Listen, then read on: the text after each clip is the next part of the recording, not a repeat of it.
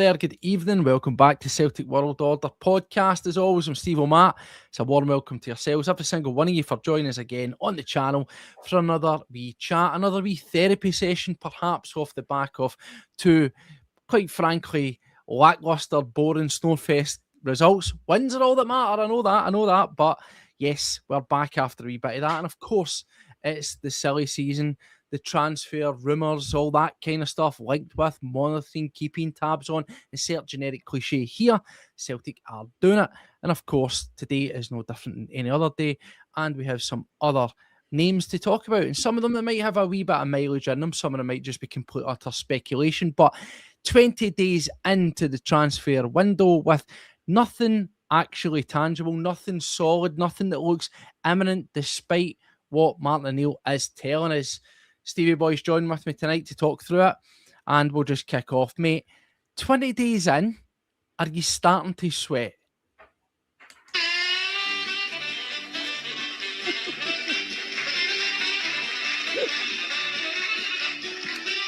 I get it.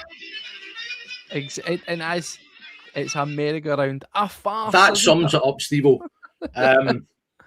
We're chasing about club to club to club. We're expressing an interest here. We're making an inquiry there. 20 days in and no done deals. Not even a loan deal. Never mind a permanent signing. This. When did this get so bad? Why are we now the subject? I can imagine every club out there, they've got a wee phone call through to the director or whoever, the boss of football. That's Celtic on the phone for you. No, hang up. We don't want to do business with them. I'm washing my hair. I'm doing something, chewing tinfoil, anything. But speak to Celtic on the phone to do business about any of their players. It is a disgrace. Absolutely, and we'll get in about it. There's plenty starting to filter into the chat here on X. We're going live there. We're going live, of course, onto YouTube right here, right now. Get your thoughts in. What do you make of the names that are linked here? If you want to talk about Falkirk, if you want to talk about Talbot, throw it in there. We will no doubt mention that at some point.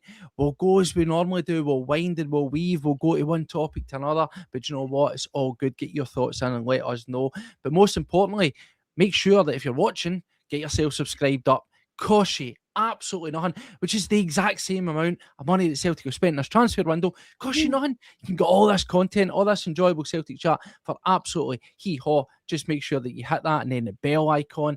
Get the big thumbs up if you like it. And make sure you do, because it's still absolutely mental that there's about 44% of you lovely people out there that watch these videos. We know you're watching. We see the figures. You haven't subscribed. It takes 2 seconds and it just helps us grow the community. And we are sort of teetering. We're about that sort of 3,550. I know there's one or two of you we must have upset you because you subscribed and you desubscribed and you subscribed and you desubscribed. Just pick it. You're in or you're out. Get involved a wee bit like Celtic. You're either all in or you're no in at all. Make it happen. So get yourself involved. And all the other lovely social media are down below. But yes, let's get ourselves freshly straight down to business, Stevie, with regards to the names. Let's just dive straight in. Now, before we do that, you've played that infamous music, which is, it sums up Celtic. It is an absolute laugh. That's the way it feels.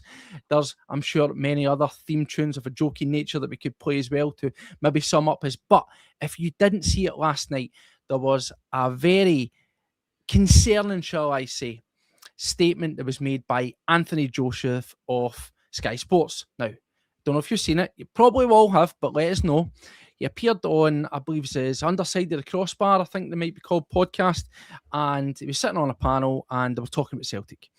And he said that, Celtic are often criticised for the way they do, or shall we say, don't conduct business in the transfer window. However, at this moment in time, Celtic aren't even on a par with their poor behaviour of previous seasons. This is a completely different kettle of fish. This is as bad as it's ever got. He then says that from his understanding, again, it's Anthony Joseph.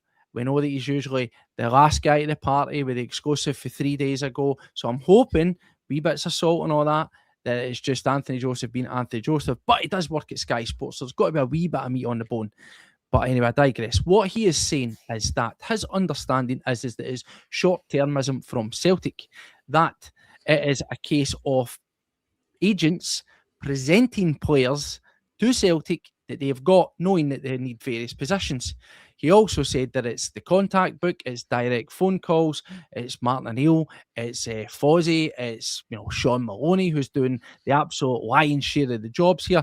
But then he also throws in, and they've been using a thing called, I never knew about it, Transfer Room, which he describes as being like the social media for clubs who want to punt their players. Think it as being like football player Tinder, where everybody's chucked at it and you can sift through them, see if they meet your criteria, or put out a wee post in search of a striker, apply here. Stevie, I know it's Anthony Joseph and he's got a reputation that's maybe not stellar among some people, but come on, if Celtic are using if Celtic 20 days in the transfer window are using social media's answer of football Tinder to try and get these signings going, then I just feel a wee bit more nervous than I already did, mate. Mm-hmm. Absolutely. It is a case, it's nothing we should be surprised at, Steve. That is the thing. You look at the Tisdale situation. Here was a guy who came in, wrote down a couple of names on a back of a fag packet. I mean, how he got the job to begin with is a whole different story. But, we talked on a previous podcast about he's been in the club for X amount of months, 12, 14, maybe just that wee bit longer, 16 months. And that's the thing. You would have thought in that time he would have at least built up a wee Excel spreadsheet that said, here's guys in positions that we should be looking at to try and bring to this club. Yep. It appears, since he's gone out the door, he's taken that wee Excel spreadsheet with him. Because, as you say, we are now relying on agents, some of the names linked. All you need to do is go into Transfermarkt. Who's this guy's agent? Oh, Duhan. Oh, we've done business with him before. It seems to be the same agents' names coming up again and again and again. So, they're throwing names out there. Hello, Celtic. Yeah, I'm the only guy that's going to speak to you. And I've got this guy who's, looking for a move, a wee bit extra money, and there's going to be a wee cut in it for me. We shouldn't be surprised, because a success of managers, Ronnie Dyler, Brendan Rodgers, they could all tell you stories about how Celtic go about their transfer business. And just as I see that pop up, here's a guy that we should be hiring to do the transfer business, because Dan the man, definitely the CWO benefactor. I'd just like to say a big thank you, Dan, for everything you do for the podcast. Absolutely fantastic. Absolutely. And he's dishing them out. He's now up to 25 memberships that Dan's gifted out. So you're on the tail end of that, then. Lovely stuff. There's something that you can be happy about in this window. But let's just jump straight in, because I'm seeing it starting to come through. You guys are putting it in here. Before I came on, there's nothing here. It appears that Celtic might have done a wee bit of business that we're talking right now. And it appears as if it's going to be this guy here, which is Thomas Kunkara. Now, let's get him up on screen, as we always do. Again, here's the thing. He fits a sort of criteria that Celtic are after, and, he's on contract until 2028. He's attached to Borussia Mönchengladbach. And yeah, let's get up his stats and have a wee look around, because I'm seeing a lot of people are bringing him in here, mention it there. There we go. 6 goal, blah, blah, blah. The numbers, they aren't exactly fantastic, but you've got to maybe look at the sort of background of the guy, which we will do, and that may well give us a wee bit more room for optimism. So, here is Thomas, as we say, Borussia Mönchengladbach, and if we can see, his market value has, is what it is, plummeted a wee bit. He was bought for a pretty penny from Sparta, as you'll see, jumped up, done well, and it hasn't quite worked out for him. As you can see here in the international caps, 8 full caps, you'll take that as you find it, and plenty of the unders. So he's been in and around sort of, the national squad, and that's good, and he's been playing at a good level. There's the headline. He's on loan. He's been over in Turkey, as we can see here, and 11 appearances, 1 goal. Is it fantastic? No, it isn't. But Stevie, I'll bring up the stats whilst you want to give me a run over this guy, what you think of him there. 25, decent age. Yes, it is what it is, but it appears to be what we've been linked with, is it not? Guys that are maybe out of favour, down in their luck, and, dare I say it, don't have current great goal returns. Yeah, I mean, that's the thing. Anybody that we bring in, they'll either make it or they won't in the Scottish League. That's the thing. We've had guys in before who you would have thought, bearing on previous stats, that, oh yeah, this guy's going to do well for us, and they turn out to be, less than first team material, shall we say. So we need to give him a chance. We need to get him in the door firstly. We need to get him involved, minutes on the park, and is he better than what we've got? Could be. Wouldn't it be hard with it? Wouldn't it be hard? Exactly. But that's the thing. We need to say the guy's coming in. We'll give him a chance, and we'll judge him on the appearances as we see him. So yes. At least it's the first guy in the door. And he is a striker. He is in the position that we need definitely to strengthen most out the squad. So I'm happy that we've got somebody in, and as I say, I'll kind of wait until I see him play, and then we'll no doubt discuss in future podcasts. But definitely better news than when the podcast started. Well, there we go. I mean, you can see down the key here, playing as, he's sort of versatile, but he's a striker here, as you can see, either playing off to the right or as a centre forward. There we go, 159 at centre forward, 47 goals, 10 assists. You can sort of see where he's been here at Sparta. This has been sort of 22 to 23, has been his sort of golden season, if you want to call it that. It isn't amazing, let's not kid ourselves on, but certainly enough to get him a well-earned move over to Borussia Mönchengladbach, playing in the Bundesliga. I mean, you have a wee look down him, and, he's been playing Jablonec there, sort of working his way up and around. He's been sort of at that sort of lower level. He makes a step up, Sparta, step up again. And then, it doesn't quite work out for him. He ends up having to go out on loan to Turkey. But 239 senior appearances, 77 goals, 14 assists. As you can see, well seasoned, nearly 13,000 minutes to his name. And you know what? It is what it is. Let's not write anybody off. But the one thing that I do like is that he appears to have a bit of size around him, a bit of presence. And it's definitely something that we are sorely lacking. Maybe that we are terrible at set pieces, but maybe one of the reasons as well is we've never actually really had a striker, a target man, something to try and hit since the likes of a Giacomakis. We've been a land of sort of, short stature and giants that we've been surrounded with in this sort of Scottish league. And it's been very easy, aside from a defender every now and then getting in the end of one, to actually doing something. So, I'll take this, boys. I find it, but I think that it's potentially one that could turn out well for us. Interesting enough, when you look at the rumours, Rangers were interested in him. Now, again, just to mention that, I don't necessarily think that's a bad thing.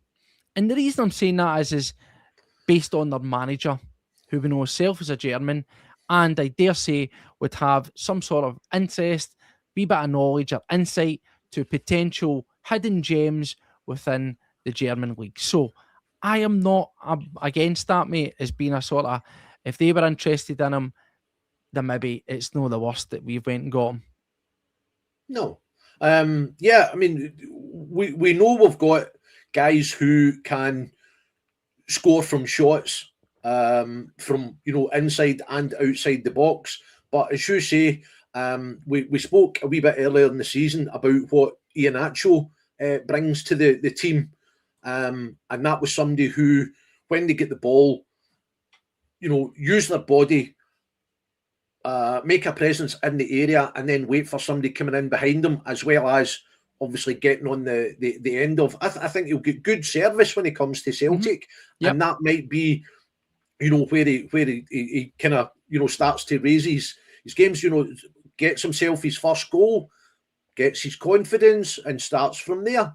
Yeah, I mean, that's the thing. Somebody who is decent in the air, and can get a good headed goal, then absolutely, as I say, more than happy that, just because he's come from a team where he's maybe not had the best run. I mean, the Turkish Super League isn't the easiest.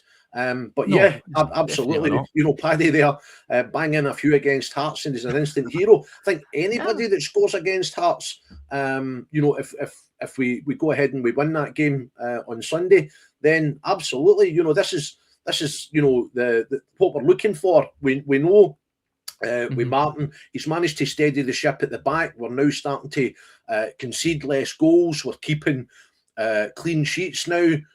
It's up the other end of the park where we need our main striker to be chipping in with goals, because the way the league's going at the moment, possibly, goal difference is going to be very, very important coming in. And that's the thing, it's good to see. There's a lot of people. I think when we look at some of the strikers that we've been linked with here, right? Obviously, we've learned that the David Fofana thing, that looks as if that's certainly not going to happen, right?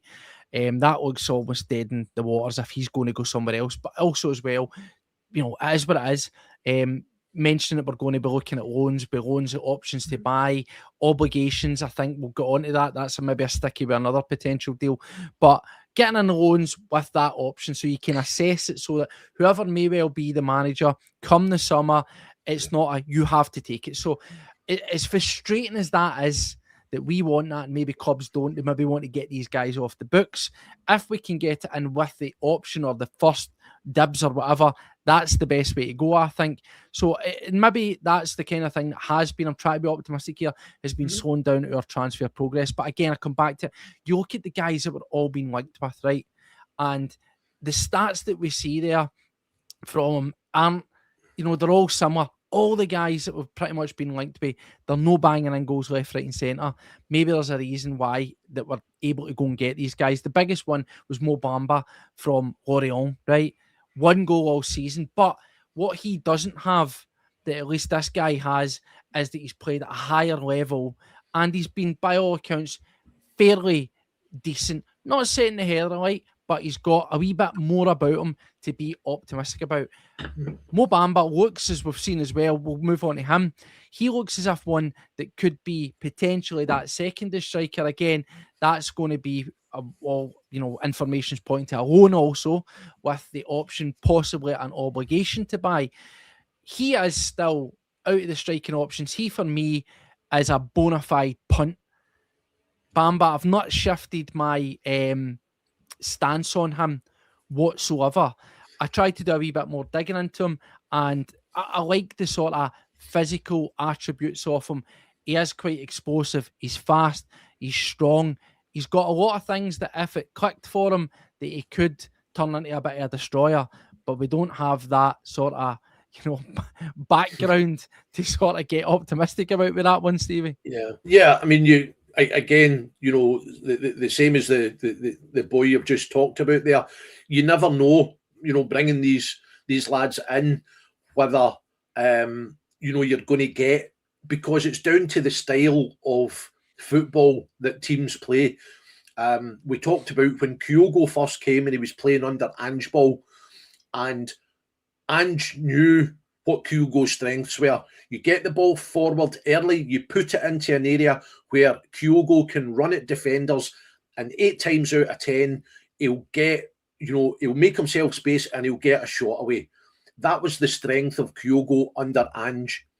When Brendan came in and he wanted more possession, build it up slowly, that's when you saw Kyogo kind of retreat into his shell a wee bit, because the team weren't playing to Kyogo's style. So anybody that we bring in, Martin still favours the 4-3-3, but Martin's style of football, at least, is get the ball quicker to make these chances for, guys to run in and get in about defenders. You've got the pace of Maeda on the left-hand side when you choose to play him there. We've not really filled the right-hand side with somebody of similar quality, but, these guys coming in, they'll certainly get service. So, again, somebody physical, somebody that can win the ball in the air, but, can hold up and let guys come in behind them if required. Yeah. So absolutely, but you just need to take a punt, and at least you're not shelling out £9 million on any of these guys to then have it go wrong in your face. Absolutely, as the commenters are pointing in here, and Strangelove saying it is a loan with an option. I think that is best for business. It definitely is best for business. Just so long we've got that option, but it's be nice that we can be at the front end of it potentially. You don't want it to be one of these situations where the guy comes in. We've seen, all right, we get stung with Adamida, but there was no option to buy, and it worked out pretty damn well. And before you know it, so there'll be an agreed price, and that's it. But the one thing, again, try to be optimistic about the guy. I like the fact he's built himself up. He's one of these guys that started at the sort of lower levels of football, and he's gradually stepped his way up. He's worked his way up, played at Sparta, a big team for where they're at. It's got him a move to Mönchengladbach. It's not quite worked. He's realised that he's had to maybe take a step down to go and play in Turkey. Again, it is what it is. He's not played 100. He's only 35% of the times when he's starting the lineup. So, it's 11 appearances, but it's not stick-ons every single, starting and finishing the whole 90 to only show one goal to his name. But again, he's maybe then having to, people won't like this, make a slight step down. And I mean by step down, I mean in quality of league, to come to the likes of ourselves and build himself back up. So there is many upshots to this one over some of the other guys that we've got. But hey-ho, it's a guy in the door, and it's exactly what we're promised. Martin Neill says to us that it went from being hopeful to expecting to get in, and he said a couple by the time Hearts rolls round. One out the traps ain't so bad, mate. But let's have a wee quick look. We mentioned Mo Bamba. We'll see if that one comes out. I see a lot of sort of naysayers in there sort of saying, I don't think that we will go for another striker. Well, it remains to be seen, mate. Yeah. I still think there is potential here. Now, we've mentioned Bamba a lot. We see that Callum Wilson, that get quickly extinguished by Martin Neill. Obviously, praised him, so he's a fine player, but not to my knowledge. He then scores a winner, and it might change for him there. We also hear, as I said, Fofana, that looks a wee bit dead. But let's talk about something a wee bit closer to home. That is, of course, Tawanda Masanishi. Now, we spoke about him. Mm-hmm. What's interesting with this one is he's out of contract in June. Okay? Now, the Motherwell have dug their heels in and says, we don't need to sell him. That's the party line from somebody that know they've got something right. But they've got someone coming in, a new striker incoming. So they're already, kind of forward planning for where I'm inevitably going. Rangers are sniffing about. There's a few other clubs sniffing about. But the situation is Stephen Welsh.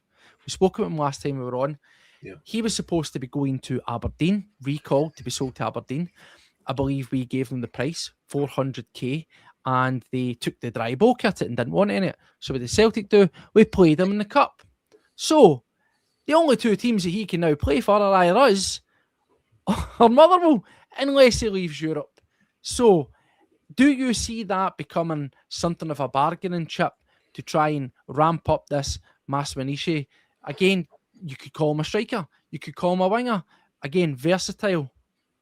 Yeah, I mean, again, it's somebody who has played in the Scottish League and has scored in the Scottish League, so you've got a bit more of, you know what you're basing your faith on here. Guys coming into the Scottish League, you never know quite how they'll settle. Some will take to it and they'll score and they'll thrive. Some, obviously, not so much. You run through our transfer strikers over the last 5 years or so. You don't want to put all your eggs in one basket, so I could see why they would be going for another striker, because like the Iheanacho situation, all it needs is he plays 1 game, 2 games, picks up an injury, and that's your one striker. Joined the injury list like Iheanacho, Callum Osmond.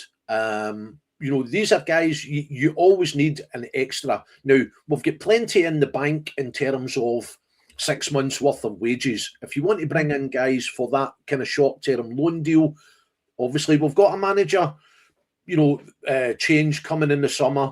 And as you say, buying guys now, a new manager might come in and say, I don't like him, I don't like him, I don't like him.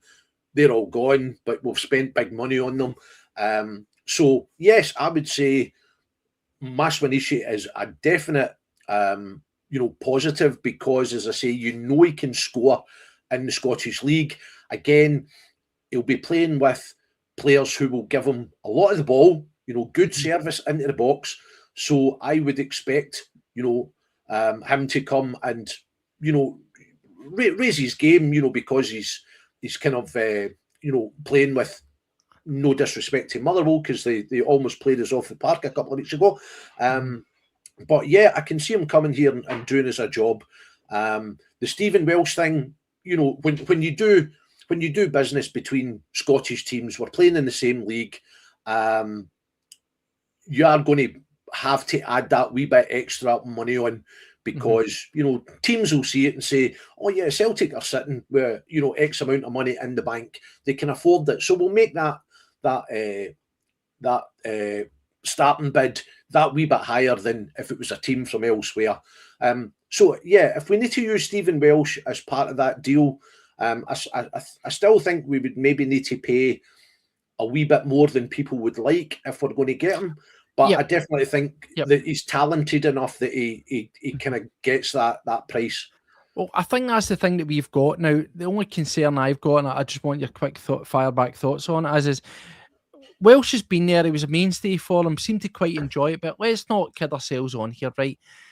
Welsh will be one of the lower earners at Celtic, right? But he's sitting there with what? Is he got something like a 3 years left on his contract at Celtic?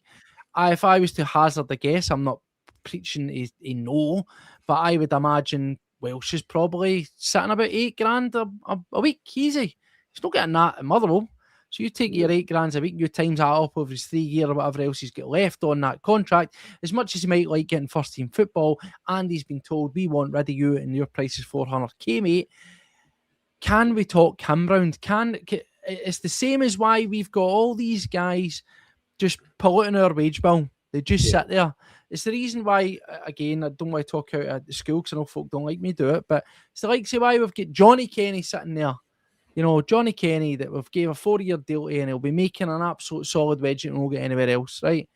And you've got all these other guys that are just happy to sit there.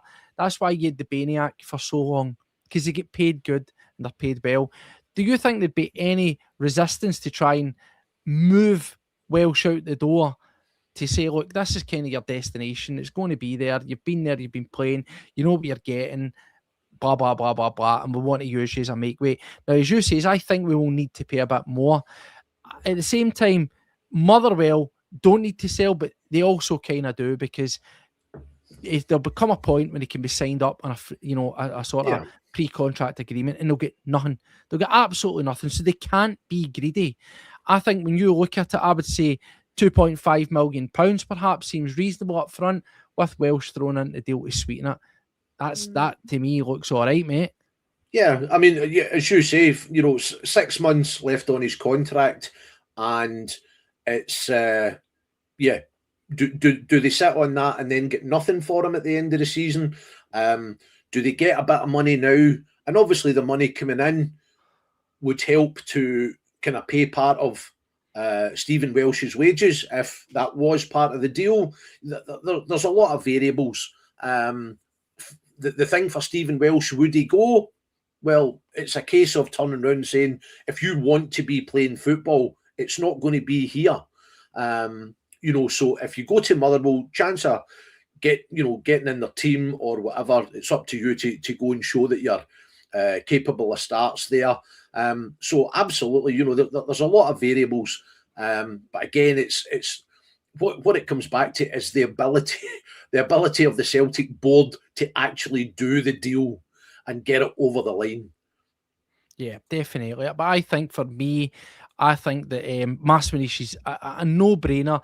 And particularly, I'll say this with other teams, including Rangers, sniffing about, it's one that you have to go. I think he's a low risk. And I always use this. If we were to pay something like £2.5 million for him, to me, I think that is low risk because you've been able to eyeball the guy. Yes, can he make the step up? But he's been playing, he's been a mainstay. And again, I know I'm using guys who've come on a wee bit for him, but think of the guys that we've spent, close to that money on. That's a Yang, for example. And I know who I'd rather have playing for me if it was even utilised him as a winger. That's a Yang, or that's, like a Kwon or a Tilio. Let's just stop wasting money on speculation from other leagues when you've got something on your doorstep that is a bit of a hot commodity. And as we've seen before, when we go and we bring guys in for Scottish teams, more often than not, it usually kind of works. There's been a few duds, we know that, Scott Allen, Riordan, but by and large, we've done pretty well. Shot them in domestic leagues. It's something that we can't overlook, isn't it? No, absolutely not. No, as I say, if you're looking to bring teams in, then you can't discount, where they're coming from. That's the thing. It's up to us as a club to go and get these guys, make them better players. But the short-term priority for Celtic is making sure that we win the league this year to get us into the Champions League. For the new manager coming in, for whoever he decides he's going to bring in, is again, we've kind of discussed this on more than one occasion, is that the biggest carrot that we have at Celtic, it's not the name, it's not the badge anymore, it's the fact that we can offer players the chance of getting playing time in the Champions League. If we don't have that, then players who might have been interested in coming to us previously are going to go, well, you can't offer me Champions League football, so I'm going to look elsewhere. Just for clarification, I'm seeing a lot of the sort of questions around about Masmanish's contract situation here. Yes, so he was due to be up in the summer, but they have a contract option. The club have got that 1 year option, which it appears that they are obviously given the interest going to hit the button on. But we're still talking a year on a guy. That's what I say. We're still talking about a year, so that doesn't start to fire into a funny money. And I think as well, even though Rangers have wanted to look at him as of Celtic, I don't think they're going to get massive money out of him. They're not going to get £5 million from him. It's just not going to happen. They need to be realistic. Aye. That's the thing. Yeah. If it's as I said, if it's get some money now or wait to the summer or wait to next and get nothing, then every team, we've had players coming up to the end of the contract and you say, oh, do we sell them? And we let the offer go, and then the last season turns into a bit of a dud. So I don't see I don't see too much risk in bringing him in. Absolutely. So in terms of we need striking options, I don't want to bring him up again, but the Mo Bamba, we know he's out there. I still don't think that this is one that really does anything for me. The other name that came around was Jonas Wind from Wolfsburg. Again, looking at, we've just discussed Kinkara, who appears to be coming in and imminent, obviously coming in from Mönchengladbach. Jonas Wind, he seems to be another guy. There's a recurring theme here, as I say, is guys that are a wee bit sort of down on their luck, etc. This is a guy who has good pedigree as well, mate. He's here. We've got him here. Decent size, similar type of player actually. You can carry in terms of height, build, size, stature, bit of sort of about him. International caps, 26. He's at that good age as well. Sort of played. The thing here, the bigger, glaring one here is the injury situation. Yeah. But again, look, 37 caps for Denmark's full team. I know a Danish guy that's cutting about Celtic. Then maybe Tebby will have a word with him. Depending on when this hamstring injury comes in, this could be another interesting one to at least explore. As you can see, look when the contract expires. So he's not going to cost you a fortune, but look at his trajectory. Talk about a guy that's sort of fallen off the edge of a cliff. But again, worked steadily at Copenhagen and gets himself in there. this is another guy who, I keep saying it, and it's come up in the comments, think of Chris Sutton, same with Kinkara, think of it as being like a Chris Sutton, a guy with a good bit of pedigree. He's just not had, the move's not quite worked out for him. Is this one that would this do anything for you as well? But do you think if we're getting Kinkara and maybe the talk of a Maswinishi, potentially this Bamba, that you're only going to get at best 2 of these if you're lucky? Yeah. I think in terms of the comparison to Sutton, now, you know, I saw Chris Sutton play, and he was, you know, outstanding player for Celtic. But the reason he was so good was because of who was playing beside him. You had the big guy, he was the target, and who was running about off him all the time was the King of Kings. If you're going to get, if you're going to get a partnership up front, now bearing in mind, as we said, Martin prefers the 4-3-3. If you're going to get the tall physical guy, then what you want beside him is somebody that's speedy and will work off all the balls that he knocks down for you. That was it, you know, absolutely. You know, that the partnership worked a dream. Even when Big John came in, you still had John winning the ball in the air or using his body, and Henrik would just run off him and get all the, you know, all the goals and stuff. So I think in terms of, if you're going to partner 2 players up front, you don't want 2 big physical guys because they'll all be going for the same ball all the time. So you need one who's the physical presence, you need one who's faster. And I think that, that's where a 1-2 punch for me of Kinkara and Maswinishi makes sense.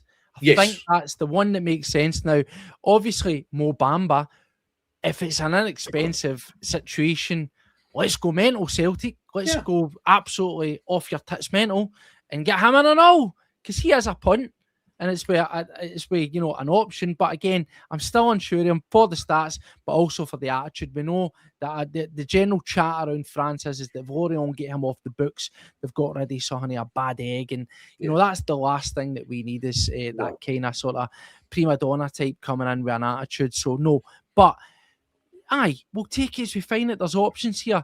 But let's get on to another one. What do we need? What do we need? Height, power, presence. Up front is good, but at the back. And there's 2 names that have popped up. One, I think, is one that you should definitely... In fact, I think both of them you should go for. But I know what Celtic are like, so I'm no stupid. But we'll talk about them anyway. Let's talk about the one that's the most likely. Because know why? It's the cheap one. But don't take cheap as being a bad situation here this time. This is, of course, Jamie Lawrence, who's playing at Tyrrell. Now, we'll get him up. 23-year-old, German under 20s, plenty of pedigree, ticking all the boxes. You know, he's an absolute monster. He's well over 6 foot. This is the kind of guy that I think we need because, let's be totally honest, Scales, trusty, they do a job, but they just aren't what we need long term. Carter Vickers, he's maybe in a downslide, but I must say, I really like the look of Jamie Lawrence, and I think that, mate, as far as no-brainers go, this is the biggest no-brainer for Celtic right now. There is interest in him from elsewhere, which obviously worries you. But as we've said a million times, go out there, offer them your price, and try and get it done. Don't wait about and see. Don't monitor the situation. Don't step up your observations or whatever other shite term gets used. If you're into it, put the money on the table and get him in the door, mate. Yeah, absolutely. Young guy. You want somebody who's going to win their fair share of balls in the air. We know that the Scottish game, you know, again, not being disrespectful to a lot of teams, but you know, when teams come up and play against Celtic, currently they know that we are not great at defending set pieces. So you put a bit of physical presence in the box, a ball winner, then yes, absolutely, that's the guy who's you know, going to be able to win more headers, than some of the guys we've got already. So I don't know very much about this boy. Just I kind of had a wee look at his stats, but again, stats don't really tell you very much. He might come in here, a natural born Celt. I mean, what are you basing that on? If you think he's young and talented and he's physical, then absolutely that's what we need in the Scottish game, as I've just said. That's the thing. It's one of these. Our last manager liked his defenders to play out the back, and he wanted them to be good with their feet and plenty of passing, and I don't disregard that, but for me, a defender first and foremost has to be able to defend, and that's the thing. Yeah, a bit more physicality at centre back, I don't think would be a bad thing. Mm-hmm. Yeah, I mean, the thing is, for me, I genuinely think this guy's a no-brainer. Now, again, you might look at the sort of the background and say, oh, well, he's not really done anything in terms of where he's played. Obviously, as you can see, he started out at Bayern Munich's academy, sort of worked his way through there for a couple of years, plenty of game time with him. Mm-hmm. I think it's safe to say, he's only 23, and look at some of the players that they've had. So it's no shame that you've no managed to get yourself into the proper full team. But one thing I do like as well, he makes a step down. He goes down to Bundesliga 2 because he wants to play. Yeah. People might say, well, why didn't he go to another Bundesliga team elsewhere? Why did he have to make a step down? It's neither here nor there. He's done it, and then again, he's made another move because he wants to play senior football in Austria, and he's been a mainstay there for 2 seasons. He's getting himself out of contract.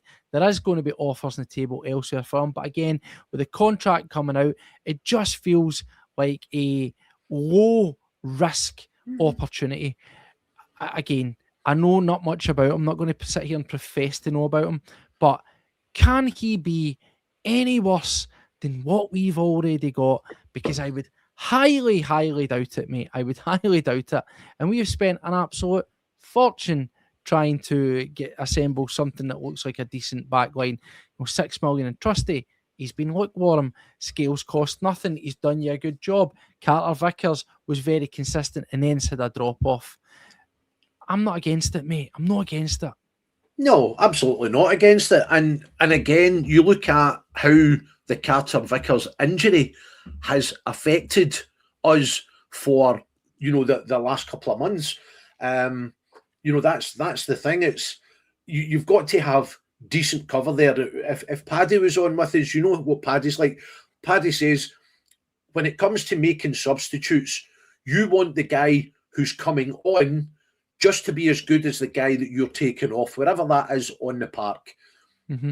Can we say at the moment that if Scales or Trusty gets an injury partway through a game, maybe Bologna or Hearts or something like that, any central defender that we're bringing on off our bench currently, are they going to be as good as Trusty or Scales? At the moment, I would say no. So you've got to have guys who, as I say, you've only got 2 central defenders, a right back, a left back, the way Martin plays.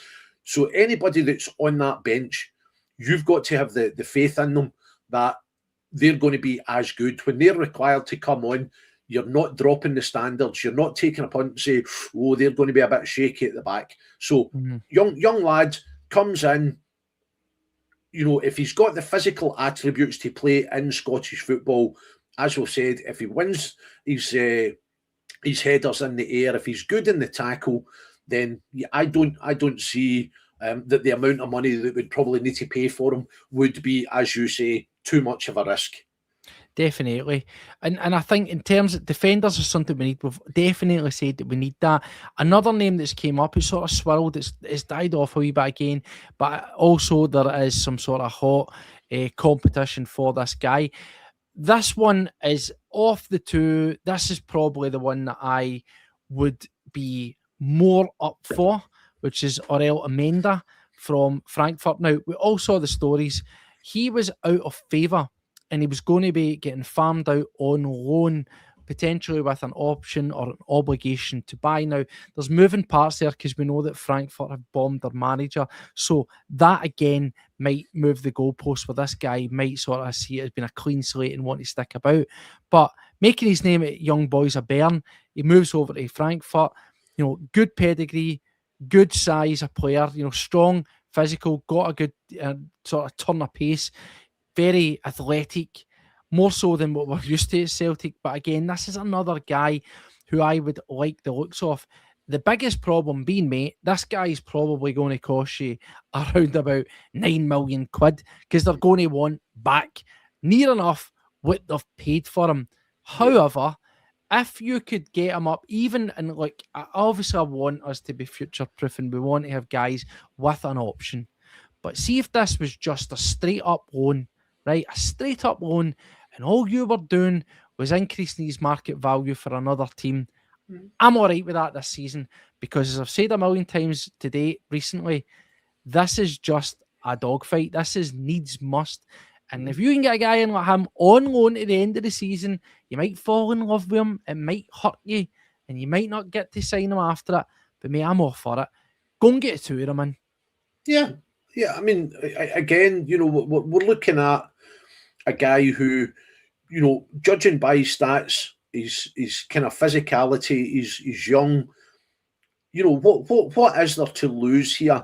In terms of what he might cost you. Yeah, if you're talking, if his team will only entertain a sale, then okay, it's slightly different. But again, you've got to look overall and say, does it say that he's linked with anybody else? Is there anybody else sniffing about him? Yeah, I'll tell you right now, because you get the wee rumours, but right here you get, there you go, everybody wants about him. And look, see if you're in the sort of, Lorient, there you go, maybe Bamba, aye, forget that one. But yeah, if you've got Nice, Valencia and Torino, that's the kind of sort of sides that you want to see.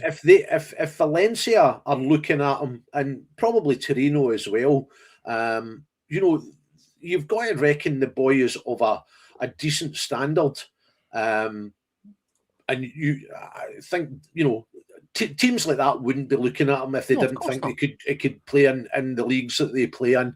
So absolutely yes, if we can steal a march and get that guy in, as I say, whether it's I mean, Craig's absolutely right, and you said it yourself, Stevie.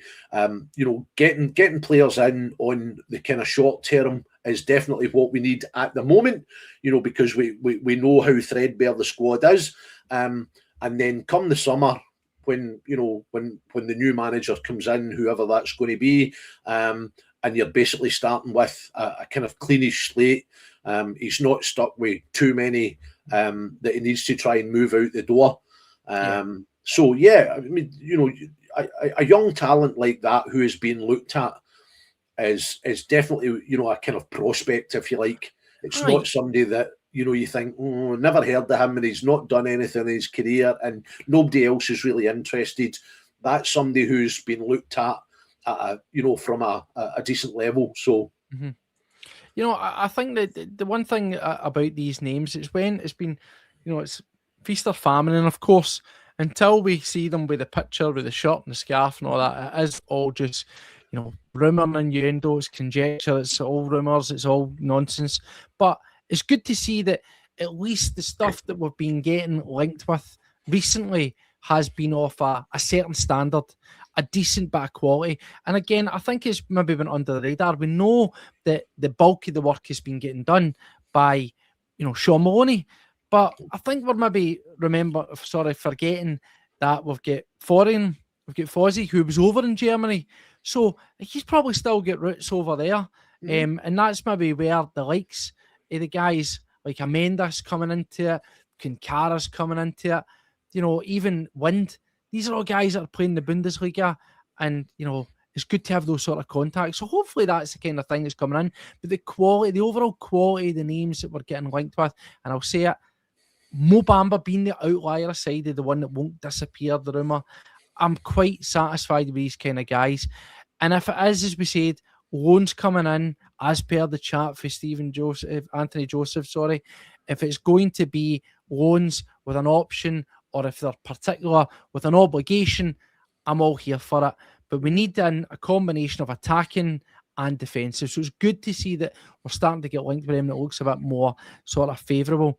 The last name that came up was Juzaran Raksakai from Crystal Palace. Now, you'll remember we were previously linked with him and nothing came off it.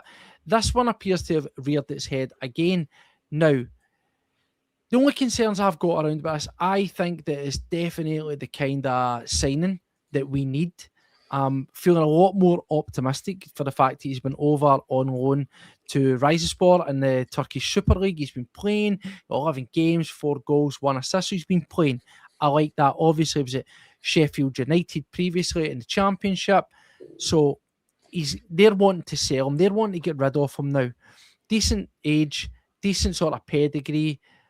Yeah, you can see 167 games, 59 goals, 28 assists. Versatile, can play across the park, good attacking threat, good turn of pace, quite tricky as well.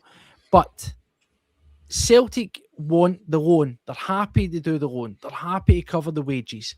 But the chat is, Stephen, that they want it to be an option to buy, whereas Palace are saying no, it's an obligation, and the chat being they're wanting about £8 million for it.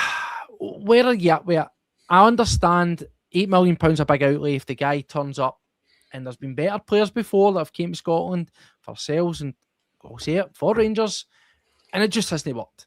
So I can understand the £8 million will look like a big risk, particularly if the guy doesn't make it happen. But is it time for us to start putting on our big boy trousers and trying to make this squad better? Because what I would say is with the interest, the other sides that are interested in him to bring him in, if you had to buy him come the summer and it didn't quite work out, I can almost guarantee you that Stoke or Swansea from the Championship will still probably want to buy him, and they would take him off your hands for what you paid for him. That's mental thinking, but I've seen it done before. How many teams buy players just to sell them because they know there's a built-in market for them if it doesn't work for them? Yeah, again, we go back to there are no guarantees in football. You know, just because you pay a certain amount for a player doesn't guarantee success. You know, you've had guys who we've spent a lot of money on, and haven't really lit the heather on fire at all. There are guys that we've bought in on, you know, very cheap deals. You know, that's like a bargain basement signing there. But they come in and they just play.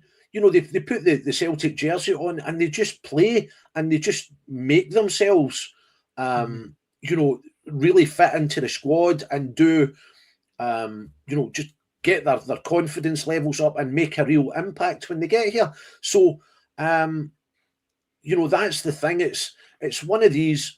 Yeah, he's played in the Championship. He's currently.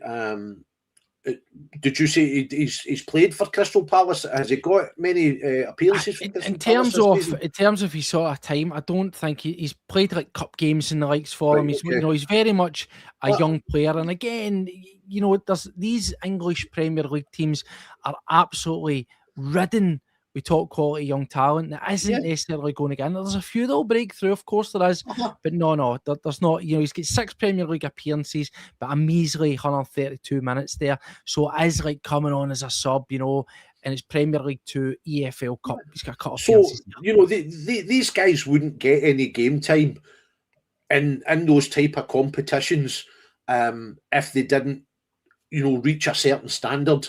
So I think, yeah, if it's that extra amount of money, we can't guarantee that he'll be great. Of course not. But by God, he could come in and suddenly, you know, again, he could show this just absolute quality.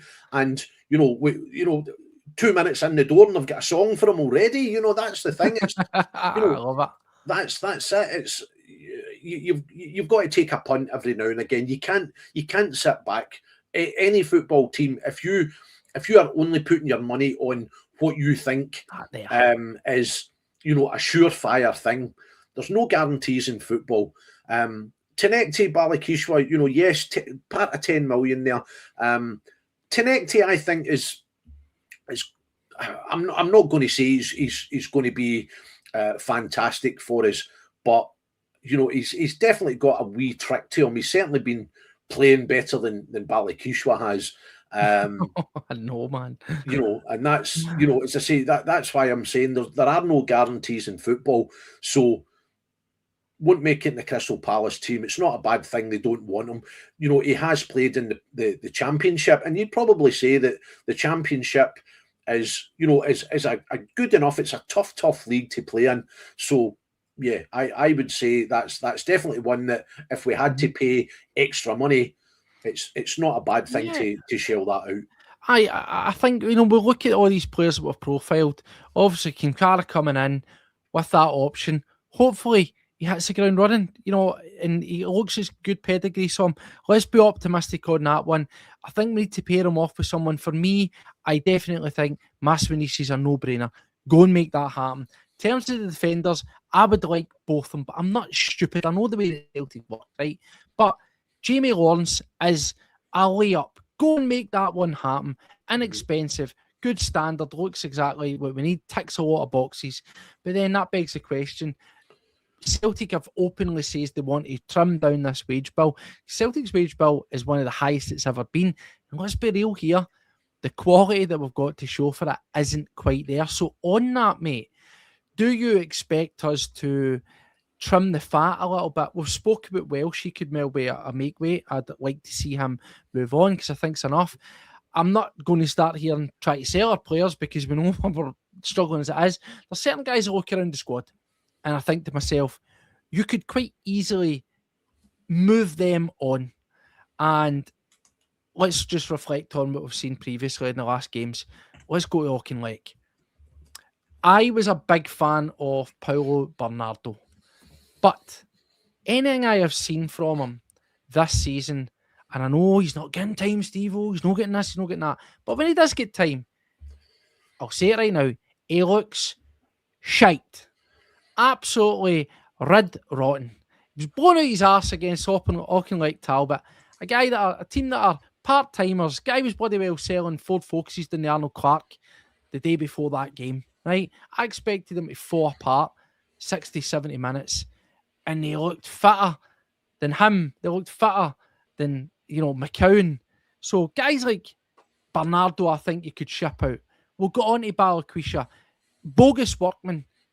Whoever told him he's a footballer, he's absolutely done us. He's one of the dodgy workmen that turn up and try to take advantage of the vulnerable. That's what he did with Celtic. Took advantage of our vulnerable, aging board and, you know, sold them an absolute dafty. You can get rid of him, you can get rid of Bernardo, and then there's even guys, the likes of Trusty, one of the better options we've got, but you could easily ship him out back down to the Championship, make your money back. Do you expect us to lose a couple of guys in this window as much as bringing in, mate? Yeah, I think, yeah, again, like money talks. The kind of the rumour today, if you've seen it, was that there might be some interest in Arne Engels. There's a kind of potential deal over in Germany that if their original target or their kind of priority target doesn't agree, then Engels is an option. Engels is one of these players that it's going to come down to how much. If you get the same amount of money that you brought Arne Engels into Celtic, I think the board would look at that and say, yeah, because that money coming in, you know, you've had the player for a year and a bit now. We've not lost anything on him. I don't want him to go. I think he'd be one that I would want to keep. But again, it's money talks in the football game. Yeah. Bernardo, yes, I saw his impact last season, and I really did like him. As I thought he was very calm at the back. He was able to pick out a pass. And I had conversations with a guy last year, and I said, if I can see a natural successor to Callum McGregor, then I think it would have been Paulo Bernardo rather than Arne Engels, because he is very calm under pressure. He's maybe not got the same amount of movement that Calmac has, but I liked how he was nice and calm and could pick out a pass. He's not, for some reason, don't know whether it's been down to an injury at the start of the season or whatever, but he's certainly not been anywhere close to that this year. But then I suppose you could say that Rio hasn't been either. He's another guy who seems to have gone right off the boil this year.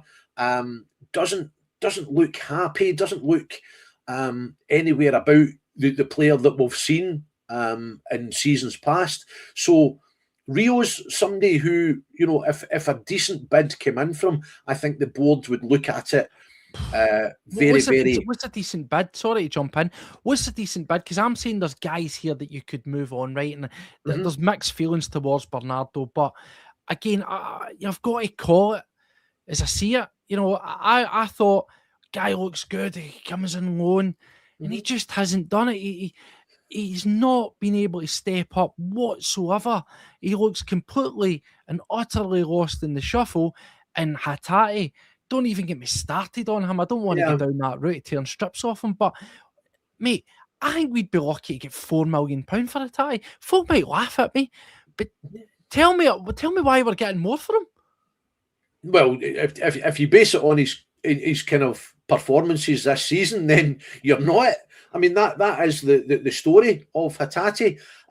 Again, under Angeball, a guy who knew how he played in the Japanese league and said, right, I'm going to let you play your game here in Scotland. And he was great.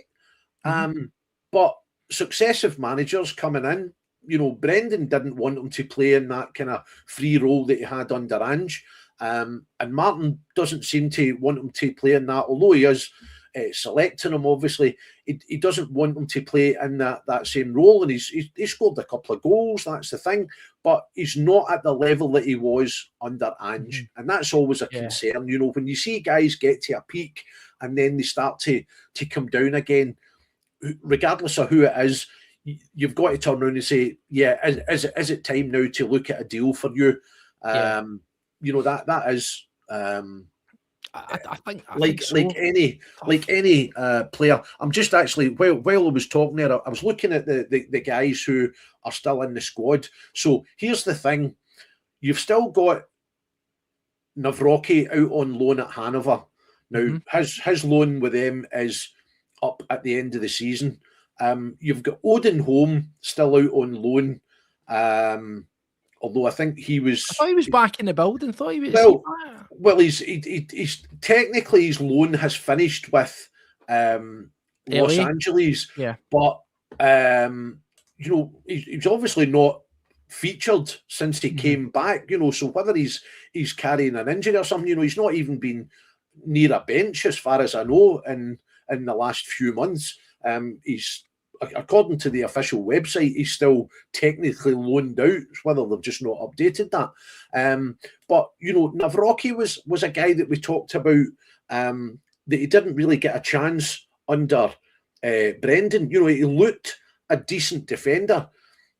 Just Brendan never played him. He came in, he played a couple of games, and he was solid. He played a derby game, and he was probably our man of the match in that game. But then straight away he fell out the team again. So that's the thing. If there are bids coming in for these players, absolutely there will be some who will move on, will reduce the size of the squad.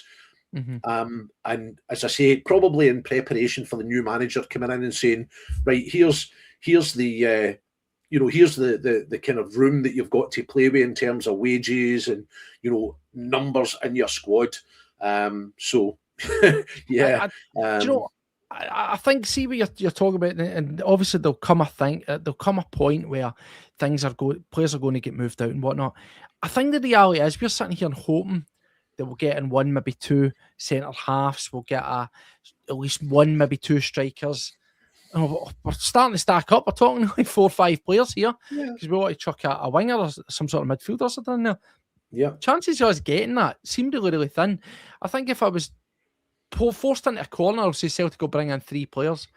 And I would say, obviously, if Kinkara is coming in, I would still say Mazi Wanishi and I'll say a defender. And I think that will be our lot.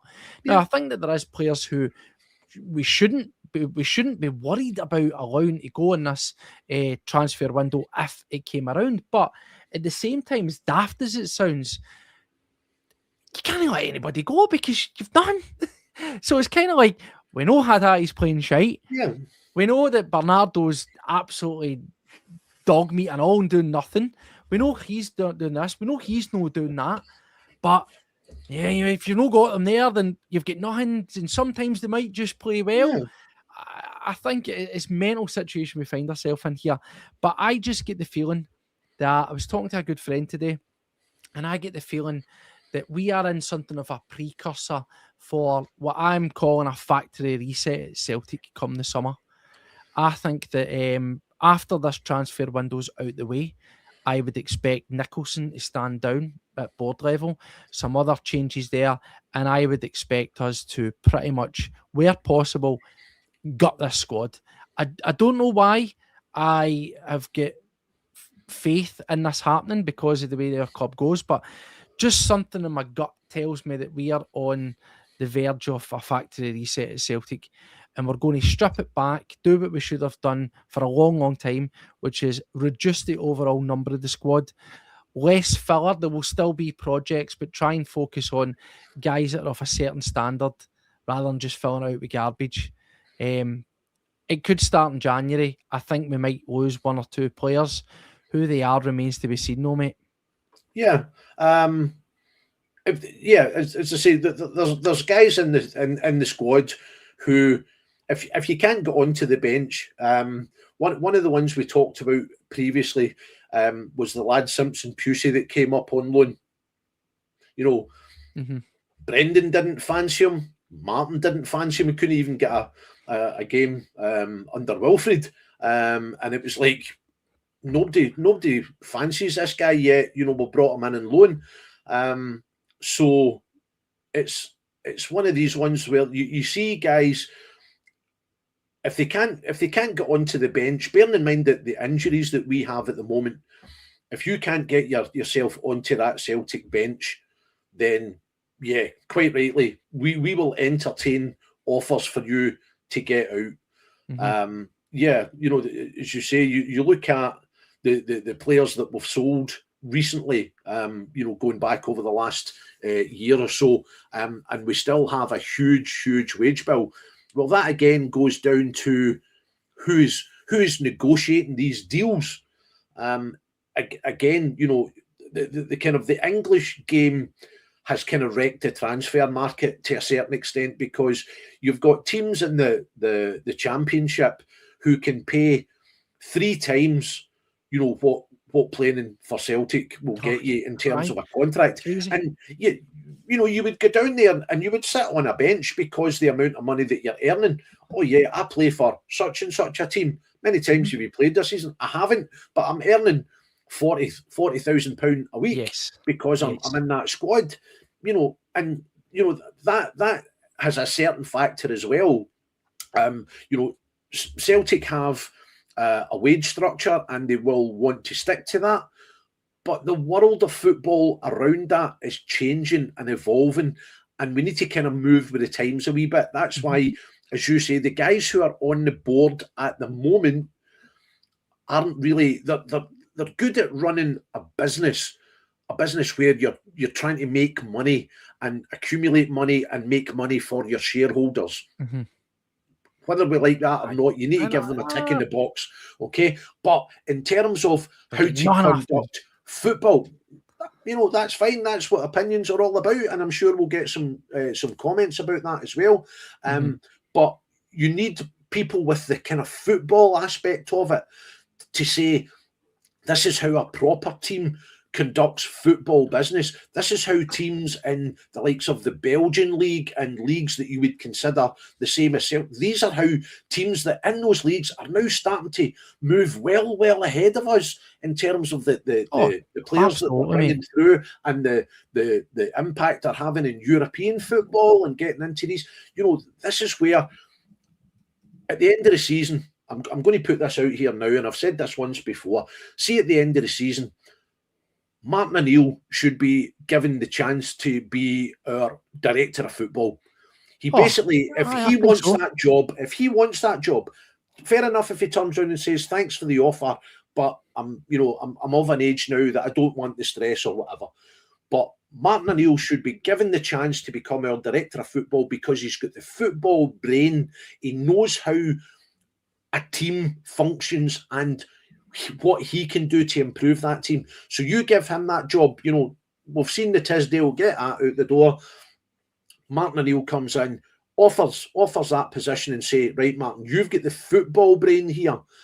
You bring in people who, will do transfer deals, who will look at what the squad needs and, will keep the business side and the football side that bit further apart than it is at the moment. Yeah. So to sort of bring it around, we'll touch a wee bit on that there, but I just want to finish up. And we've mentioned that there's room for movement and what should and may not harm potential is. Obviously, we kicked off this sort of tangent that we went on, but that's good. That's what conversation does to you. And it was around about Arne Engels and RB Leipzig. Now, Celtic's record signing, a lot of money in there. Mm-hmm. I think it's safe to say that, we've criticised him. I've criticised him. He's taking a bit of a caning off the fans for inconsistencies. I think that going to RB Leipzig, I can see that happening. Do I see it happening in January? Maybe not. But the one thing is I think that unlike Ida, you will absolutely minimum clean your nose on him. But the fact he's in a long-term contract, when you look at him statistically, he's performed well at Celtic, right? The eyeball test is different, but when you go to the brass tacks of what we paid for him, and then you look at the hard figures, you look at the minutes he's played, the competitions he's played in, the goal return, all that kind of stuff, he's pretty much been a mainstay. Yeah. That buys into your price, okay? Mm-hmm. Length of contract, age, potential. I think Celtic easily get their money back, if not sneak a bit of profit out of him. Now, again, would I want to see him leave in January? No, I wouldn't. Would I sell him if we were in a better position? If all these guys that we've been criticising, your Bernardos, your McCowns, Hatate, they were on top form and played the way that we know that they could play, would I sell him in January? I'd be like, that's fine.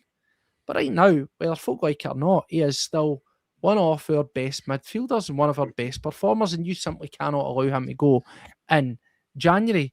But do you see him being an exit that is something that's likely? And would you be worried about it more so now than the summer, perhaps? Not in the summer, no. I think we're in a real dogfight for the league, and it's a dogfight of our own making. That's the thing. As you say, Mr. Nicholson and Mr. Mackay, the financial officer, we've seen now 2 windows where we have done absolutely no quality business whatsoever.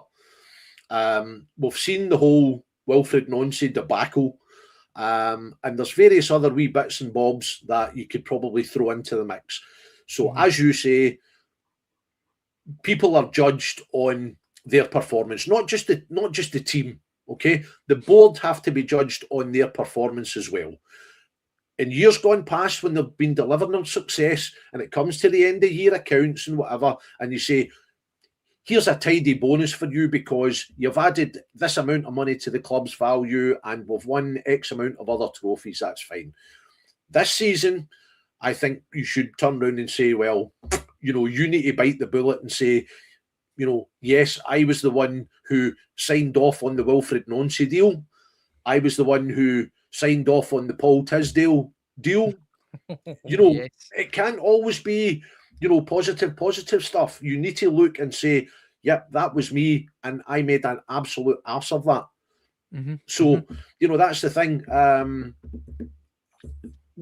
Again, in going back to the transfers, it would be great if we could say, yes, these are the guys who we want to get rid of. But if nobody comes in for them, you're stuck with them. Yeah, these are the guys that you don't want to get rid of, but they're the guys who other teams will say, he's a quality player or he's got potential and we think coming here, going to make him a better player. That's the Arne Engels situation. We don't want to get rid of him. I don't want to get rid of him before the summer, but I think for me with Arne Engels, to finish up on him, I think he's very much Marmite. I can see the qualities I've got in him, but I just personally feel that he's not going to shine at Celtic in that environment. It's consistency. Yeah, I get that. I think you put him into the Bundesliga. Obviously, he's got a bit of experience here, but he's a wee bit more seasoned now.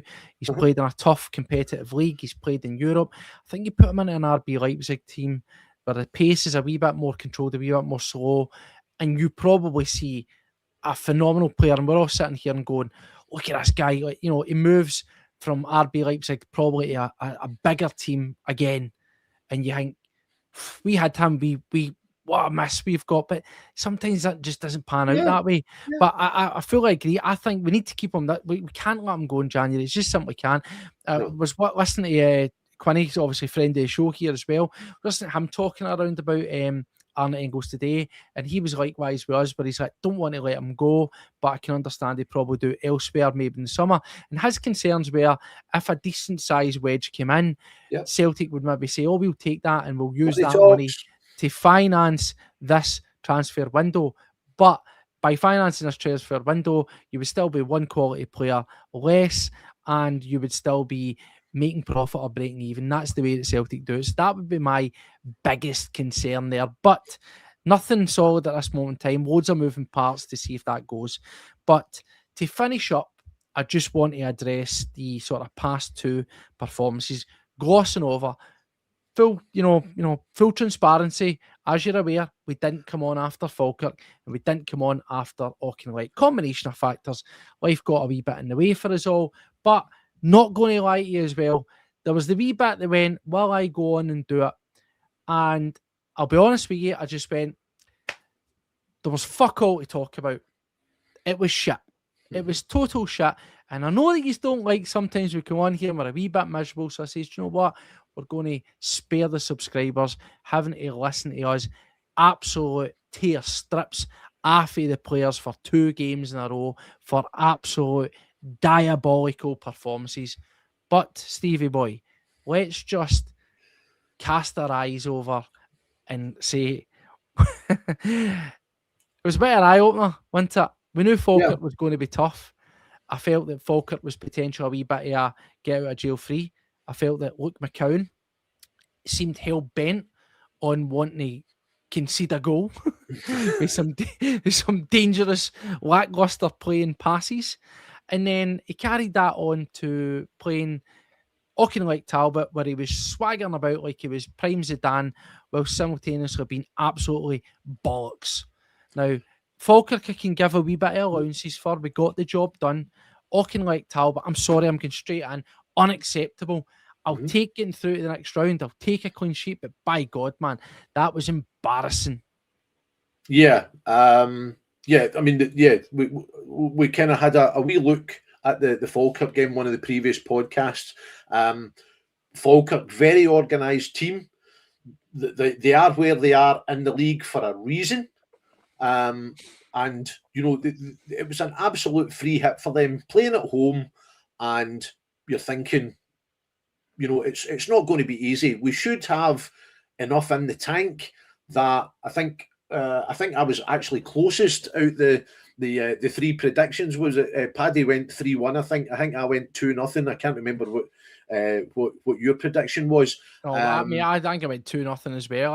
I went mental. I don't know what I was thinking. I mean, I thought it was going to be a tight game, and that's the way it proved. First half, we kind of huffed and puffed a bit, but we certainly created more. And I thought, okay, one at half time, it's always good to score just before the half-time whistle. But then coming out in the second half, and it was like, a step back later. Permo, thanks for joining us. It's, we've seen it so many times this season that we can't do it over 90 minutes nowadays. It's, we get to play very, very well in the first half and we think, oh, that's really good. And then the second half comes and do we take our foot off the gas? Do we make substitutions and the guys who are coming on just bring that level of performance down so much? But, we got through the Falkirk game. That was the main thing. 3 points away from home, back down the road. Brilliant. Another clean sheet. And all his detractors, a fantastic save from Casper late on in the game, which kept us that clean sheet. The pitch, the plastic pitches, yes, absolutely. Yes. But then we go to Talbot, on again a plastic pitch. But he plays at Kelly, so it's a wee bit more familiar. That surprised me. That a lot of changes. Guys who hadn't got a lot of playing time this season. But again, you're thinking the quality of these guys, if they're playing for Celtic, even if you're not, the kind of one of the starting 11, there should still be more about you than you can break down and score more than 2 goals against Auchinleck Talbot. And that's not being disrespectful to Talbot. They were very organised in terms of defence. I mean, when you looked at the final stat at the end of the game, it was 48% possession to Talbot and 52% possession to Celtic. Now, over 90 minutes, that's a ridiculous stat. When you think about the gap between where the two teams are playing. Mate, and that's where I'm going with that. Look at that Celtic squad, right? Look at that Celtic squad that we put out. As you says, do you know what? It was a makeshift. There was guys that wouldn't normally get a game. I get all of that. But come on. You're playing against part-timers. An amateur team. You're playing against part-timers who, by the way, I think they played, was it... their last game, let me work it out. Their last game, they lost 5 goals in it. Was it Troon or? It was. Oh, mate, it was. Somebody mentioned that result to me. Yeah. Barton, sorry, telling a lie. Their last game of football. Now, this is the best bit. Their last game of football, that they played before they hit up against Celtic, they get absolutely mashed. They get hammered. Right, it was post-season, right? They've not played since November, mate. 4-0 they get. Sorry, the Auchinleck beat them Barton. Their last games, Trooners had the 5 game. I can't find it because they're lower. Yeah. But they get absolutely scudded in their last games. Have been terrible the last time we done a run out. But the point is that they're part-timers, mate. I'm not having it. And I just look at some of those guys in that squad and they couldn't even up their game. See, it's just piss poor. And again, want to bring it back to the names that mentioned. Balakwisha, £5 million, bogus workman. Martin Neill, that he's done. He is done. There you go, with Drumchapel. Thank you very much to get hammered off Drumchapel. Embarrassing, right? Mm-hmm. Yeah. Drumchapel, there you go. Thank you, McLaughlin, for bringing that in, right? But we shouldn't be winning 2-0 against a team like that. No. Balakwisha, the manager gave him a chance and says, he's got good qualities. He's not a winger. I'll play him as a 10. They play him as a 10. And they might as well have not even had him on the pitch. I think we would have been equally as bad with 10 players, mate. Yeah. Yeah, I cannot argue with that at all. Every year, the Scottish Cup, it throws up, mad results. Queen's Park against Rangers last season. These are the sort of things that as a team you've got to avoid. I said on social media, I was on just having a chat with a couple of the other supporters before the game, and I said, this for us, given the way that we've played this season, this for us was a potential banana skin. It's a term I like to use. It's one of these ones where everybody gets just that so confident, oh yeah, we're going to go out, we're going to score this, and we're going to do this. And you're thinking, no, you've got to have that wee bit of realism and say, this is a team that absolutely nothing to lose coming out and playing us.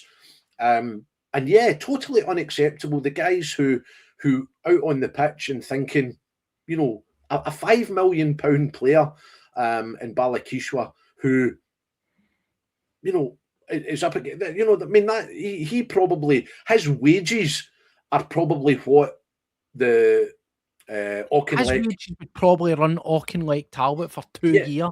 Exactly. You know, that's the sort of thing that you're looking at, and you're saying it just doesn't compute how players of that particular you know, standard, even if you've not been playing, you know, there was guys who, you know, you'd say, oh, they've not been playing, they'll be a bit rusty, but the quality should still be, you know, should be there to win that game comfortably. Yeah, and this is the thing. Folk will say, what do you want? You just want to find a reason to moan. I honestly don't. And yeah, we're through. It is what it is. We're done. But it just was such a sad indictment on the overall depth and options of our squad that there was guys that went out there that, and I'll say it as well, right? And you know, obviously, some of the comments are coming in, and this one in particular that Strangelove saying, and it gives us what Auchinleck done, and I get that. I'm not necessarily know if you're. I don't think you are sort of saying, you know, look at it this way, but it doesn't matter. They could have had no attacks. It should have been like, and again, the stats could be wrong, more than likely are, but it should have been like 95% possession Celtic, about 1 million. Obviously, I'm being, you know, speaking in hyperbole, 1 million shots at goal, you know, umpteen goal shots on target, goalie saving, bodies throwing themselves in front of it, and probably should have been a minimum of 5 goals. Come on, seriously. Like, honestly, that's exactly what it should have been. That's exactly what it should. And it's the exact same. It just shows you this is if it was our B squad, they'd probably get beat off Auchinleck Talbot, because we've seen how garbage they've been in the Lowland League, right? These aren't the guys that are in the B squad playing the Lowland League. These are guys, mate, that are sitting on the bench in Europa League games, have sat on the bench in Champions League games, have played, you know, the Premiership, have played Scottish Cup, League Cup, you know, won things, sitting on the bench, getting on, playing games this league season. Unacceptable, mate. Yeah, it's just come on. I just brought the stats up there, Steve, while you were you know what, people are, again, as I expected, this is where folk don't like it, or like straight in your face. I can see the comments. Really don't care. Nothing you can say is going to shift me on this. Yeah, that was embarrassing. Take one. So as you say, so why we didn't come on, because you would have got an hour of this. Over the 90 minutes, so Celtic had 15 shots, but only 5 on target over 90 minutes. Yeah, as you say, the shot percentage there should have been much, much better, at least more on target than that.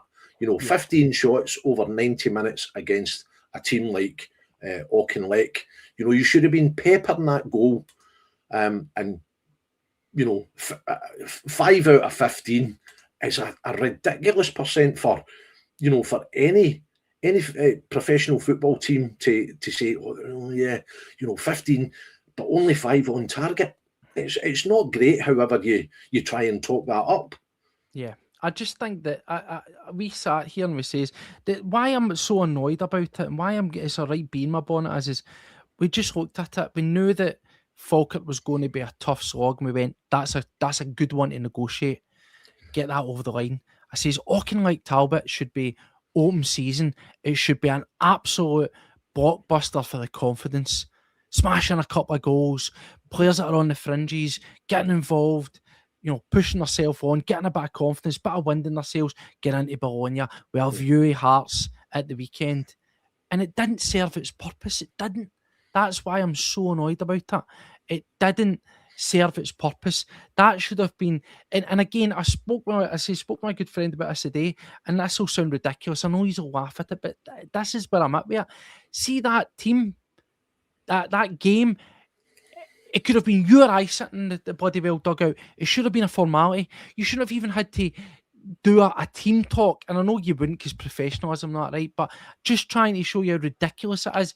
Celtic should have could have easily and should have been able to have just turned up there and the team talk was this. I'm not even going to tell you about Auchinleck, Talbot. They're absolute non-entities. They've not played since fucking December. They're part-timers, they're car salesmen, plumbers and everything else. They'll give you a hard game because obviously this is their big moment. They'll run theirself into the ground, but he's a million times better than them. You know your formation. Going out there and hammering, boys. That should have been the team talk, and Celtic should have been able to do that. Cal McGregor could have been the fucking manager in the centre of the pitch, and that should have played out an absolute coasting. Yeah, I mean that sort of result you would have expected under Wilfred, the way his team were playing. Oh, and do you know what, mate? If Wilfred was there, believe it or not, that could have looked a lot worse. So that's my positive for that one. Yeah, as I say, you know, the stats, as I say, you can always bend stats how you want them, but 15 shots and only 5 on target over the course of 90 minutes. You know, honking is the word. That's a good polite word. There's a million again, it's one of these ones where if you get to the end of the season and we're in the final, nobody's going to look back on it with too much. You know, they'll say, "Oh yeah, they could have played better." You know, so that's the thing. It's we move on. You know, we've had our kind of rant about it. The therapy's doing well. We're going to be all zen. And I want to bring this up because this is a good bit. We didn't mention it because we didn't come on. I was concerned going into this game, right? Mm-hmm. Because we all saw the stuff about the betting, and the irregular bets and guys. No, my concern was, oh, you shouldn't be trying to rig bets, right? Wrong, don't do it. My concern was we're looking at cards here, so my worry was how far if those bets were to have stood, how far would those players have went to get that fucking booking? Puts your squad in danger. So I'm glad that we just came out the back end there with the win, as shite as it was, but with a clean bill of health. But no, we'll take it, but it needs to be better. So just on that, Bologna around the corner. A tough one. I think it's definitely. I think I'm looking at Utrecht. Hopefully, we know that no matter who we sign, what we've got is what we've got. Yeah, what we've got is what we've got. Ian actual edging closer. Will he feature against Bologna? If so, I think you just can't risk him. I think you maybe keep him benched and give him a wee run. The priority is getting through the Bologna. No, he appears to have frozen up here. Sorry.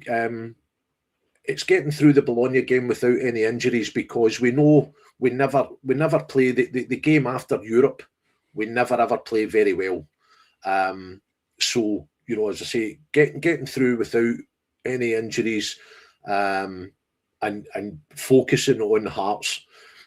Bologna haven't been playing well recently, judging by the recent results. So we can certainly do something. But again, it's one of these games that get through healthy and then, you know, focus on, you know, again, trying to get some more players in before the game at the weekend. Yeah, absolutely. Well, listen, I'm acutely aware of the time we have went. Wow, an hour and a half. There's been well over 250 of you lovely people join us all the way through. It's been a wee bit of a sort of double delight, almost 2 podcasts wrapped into one because we didn't come through for the past 2. But yes, we will be back as always. We will definitely be back for Europe, and it looks maybe as if now with a signing coming in the door that things could start to speed up. Martin said that he was hoping for a few for Hearts, so maybe, just maybe, Stephen, we'll get maybe another one in and get them in because we play Hearts and the spine of their team's been ripped out. Good and bad, I'll say that. We know that Shanklin's going to be out for a couple of months, but we've got somebody coming in. Cammy Devlin's out, but, you know, they seem to be grinding out results. And as I said before, we need to take advantage. They've got injuries. They've got a smallish squad. They have got out of jail free with 2 wins down to 10 men, the last 2. That luck is due to run out, but sometimes you can control your own luck, and Celtic have definitely got the means to make this a better season for ourselves and kick on. We need to go for it, mate. We need to go for it. Absolutely, yeah. I mean, that's it. It's at some point we need to look at the 6 points ahead. We always talk about it's better to have points on the board, so we need to eat into that.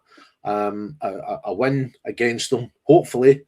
Thanks very much, Dan, our benefactor. yeah, you know, at some point we're going to have to get a result. They've beaten us home and away, so this is a perfect opportunity. You know, take advantage of a couple of injuries, step it up, get a result, especially on their turf, just to claw them in that wee bit closer. Absolutely. Well, thank you very much, mate, for joining me. I know it's a bit later than perhaps you would have liked, but thanks to every single one of you out there watching. As we say, before you go, before you shut it down, if you haven't done it already, hit the subscribe. Cost you absolutely nothing. Get yourself involved with the Celtic World Order community. So until the next time, take care of yourselves and hail, hail. Paddy always says it, but it's me tonight. Hail, hail. Hail, hail.